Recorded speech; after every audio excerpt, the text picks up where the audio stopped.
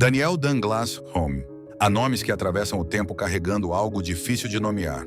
Daniel Douglas Home, ou simplesmente D.D. Home, como ficou mais conhecido, foi um desses nomes. Nascido em 1833, perto de Edimburgo, na Escócia, descendia da antiga e nobre família dos Douglas, outrora soberana. Era um jovem de talhe mediano, louro, cuja fisionomia melancólica nada tinha de excêntrico, de compleição muito delicada, de costumes simples e suaves, de um caráter afável e benevolente sobre o qual o contato com a grandeza não lançou nem arrogância nem ostentação.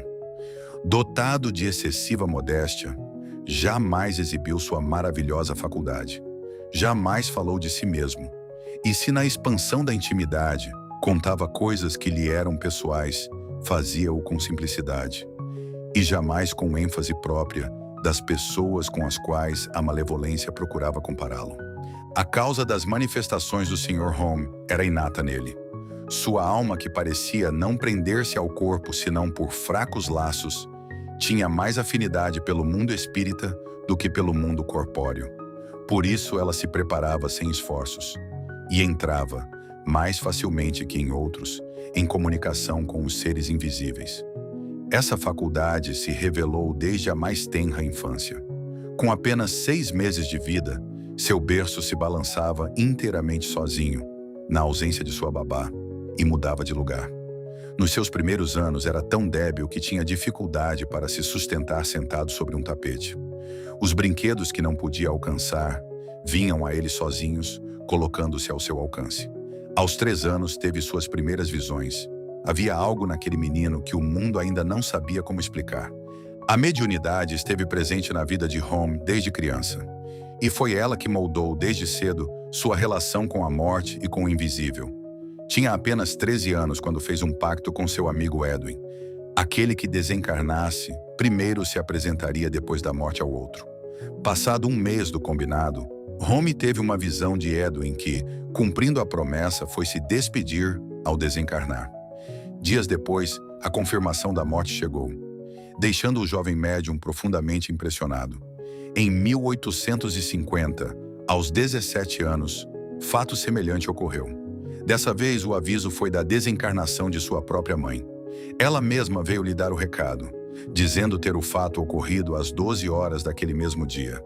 Atordoado, Home foi socorrido pela tia, que o encontrou empalidecido diante do impacto da revelação. Dias depois, um mensageiro confirmou o que ele já sabia.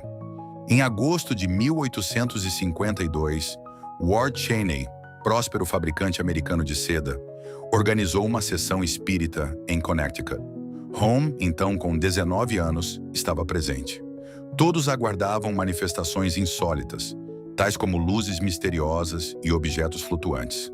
Mas algo inesperado aconteceu, tornando Home famoso da noite para o dia.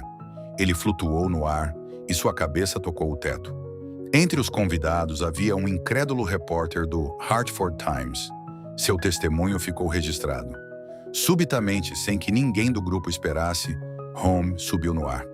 Eu estava segurando a mão dele e examinei seus pés. Estavam 30 centímetros acima do chão. Todo o corpo de Home latejava, numa confusão de emoções que iam da alegria ao medo, sufocando suas palavras. Repetidas vezes, ele levitou. Na terceira, subiu até o teto do apartamento, onde encostou as mãos e os pés. A carreira de Home progrediu rapidamente.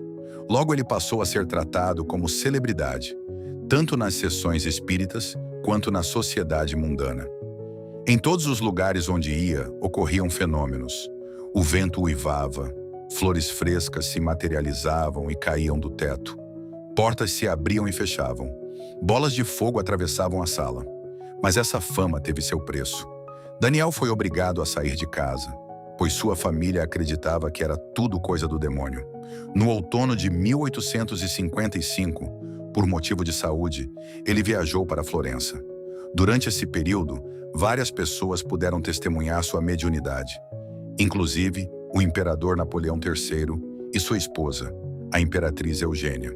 Eles puderam constatar os fenômenos da escrita direta com a assinatura de Napoleão Bonaparte. Esse fato aumentou grandemente sua fama. Em dezembro do mesmo ano, Daniel Douglas Home tornou-se católico e tomou a obrigação de romper suas relações com o mundo dos espíritos. Durante um ano, com efeito, seu poder oculto pareceu tê-lo abandonado. Um ano de silêncio. Mas como esse poder estava acima de sua vontade, findo esse tempo, assim como lhe havia anunciado o espírito de sua mãe, as manifestações se produziram com uma nova energia. Sua missão estava traçada. Deveria distinguir-se entre aqueles que a providência escolheu para revelar, por sinais patentes, a força que domina todas as grandezas humanas. Era uma missão que aceitou. Missão não isenta de tribulações nem de perigos, mas que cumpria com resignação e perseverança, sob a égide do espírito de sua mãe, seu verdadeiro anjo guardião. Em 1863, acabou expulso da igreja por suas práticas. Em 1868, mais precisamente no dia 13 de dezembro, aconteceu um dos mais fantásticos episódios dentre os muitos envolvendo Home, estando num dos quartos do terceiro andar do Hotel Ashley House, em Londres, na frente de várias pessoas. Home levitou, saindo por uma janela e entrando por outra, deixando todos os presentes atônitos. O documento da Federação Espírita do Paraná descreve de forma ainda mais vívida esse episódio. Na mansão do Lord Lindsay, o anfitrião, junto a 3 pesquisadores, Lord Adair, Capitão Charles Wynne e Capitão Gerald Smith, assistiram a diversos fenômenos de efeitos físicos. O mais impactante, a janela da sala onde estavam permanecia fechada, mas através dela viram Home, que flutuava no espaço do lado de fora.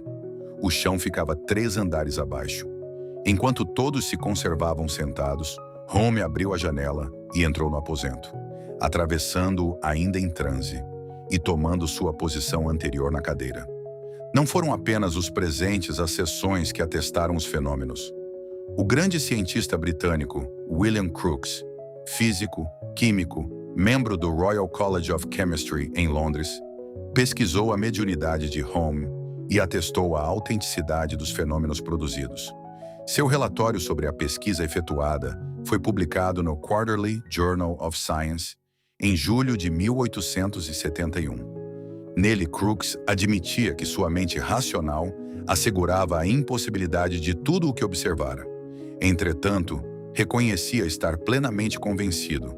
Home era capaz de levitar, segurar brasa nas mãos, alongar-se e fazer com que os objetos flutuassem no ar, dentre outras proezas. Allan Kardec, por sua vez, escreveu que nenhum médium havia produzido um conjunto de fenômenos mais surpreendentes, nem em melhores condições de honestidade.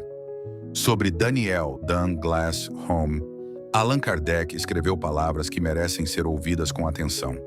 O Sr. Home é um médium do gênero daqueles que produzem manifestações ostensivas, sem excluir por isso as comunicações inteligentes. Mas as suas predisposições naturais lhe dão, para as primeiras, uma aptidão mais especial. Sob a sua influência, os mais estranhos ruídos se fazem ouvir.